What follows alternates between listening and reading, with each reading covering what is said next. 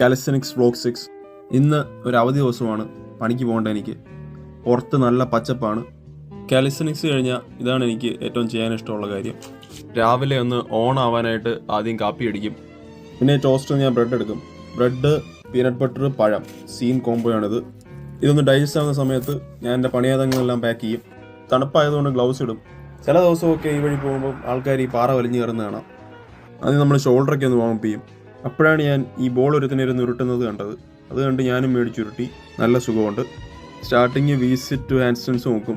ഇതെൻ്റെ അന്നത്തെ best attempt ആണ്. ഇത് കൺസിസ്റ്റൻ്റ് ആയിട്ട് കിട്ടുക എന്നുള്ളതാണ് എൻ്റെ ഇപ്പോഴത്തെ എയിം. പിന്നെ ഞാൻ ഹ്യൂമൻ ഫ്ലാഗ് പഠിക്കാൻ തീരുമാനിച്ചു. ഇത് ബേസിക് സ്കിൽസിലൊന്നാണ്.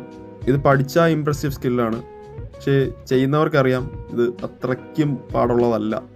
ഒരു കൺസിസ്റ്റൻസി കിട്ടാൻ വേണ്ടി ഞാൻ hand stands against the wall ചെയ്യും.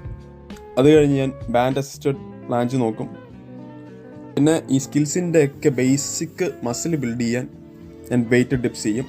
അത് കഴിഞ്ഞിട്ട് മുടി വെട്ടാൻ പോയി. മുടിയും വെട്ടി സെറ്റായിട്ട് ഓംലെറ്റ് അടിക്കും. ഓംലെറ്റ് വട്ടത്തിലാക്കുക എന്നുള്ളതാണ് എൻ്റെ അവസാനത്തെ ടാസ്ക്. സബ്സ്ക്രൈബ് അടിച്ചോ, കാലിസ്റ്റനിക്സ് പഠിക്കാം നിങ്ങൾക്ക്.